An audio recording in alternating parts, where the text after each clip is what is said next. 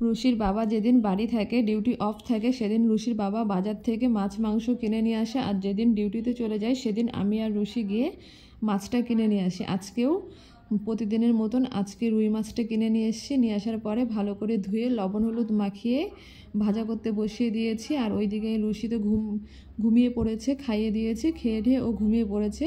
তো ঘুম পাড়িয়ে আমি রান্না করতে বসে পড়েছি। আর এখন রুশিকে আমি ভাজা মাছটা খাওয়াই না, ও মাছের ঝোলে মাছ দেওয়া হয় ওই মাছই খাওয়াই। তার জন্য আজকে রুই মাছটা আমি লাইটভাবে রান্না করব, বেশি একটা তেল মশলা দেব না। দেখো মাছগুলো ভাজা হয়ে গেছে। হয়ে যাওয়ার পরে তোমার ওই তেলে আমি আলুটা ভেজে নিয়েছি। ভেজে নেওয়ার পরে আলু টমেটো দিয়ে যেহেতু করব মাছের ঝোলটা, তার জন্য আলু টমেটো ভালো করে লবণ হলুদ দিয়ে ভেজে নিয়েছি। ভেজে নেওয়ার পরে লঙ্কা চিড়ে রেখেছিলাম, সেই লঙ্কা চিড়ে দিয়েছি। দেওয়ার পরে মশলা দিলাম, জিরে গুঁড়ো, ধনে গুঁড়ো আর একটু লঙ্কা গুঁড়ো দিয়েছি। রুশি যেহেতু ঝালটা খায়, ওর অসুবিধা হয় না, কালারের জন্য একটু লঙ্কা গুঁড়োটা দিয়েছি। দেওয়ার পরে তোমার ভালো করে ভেজে নিয়েছি। ভেজে নেওয়ার পরে পরিমাণ মতন জল দিয়েছি।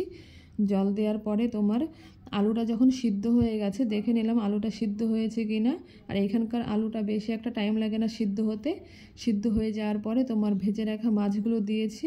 দেওয়ার পরে একটু ফুটেছে, ফোটার পরে তোমার নামানোর আগে আমি ধনেপাতা দিয়েছি। দেওয়ার পরে তোমার একটু ফুটেছে, তারপরে আমি নামিয়ে ফেলেছি মাছের ঝোল।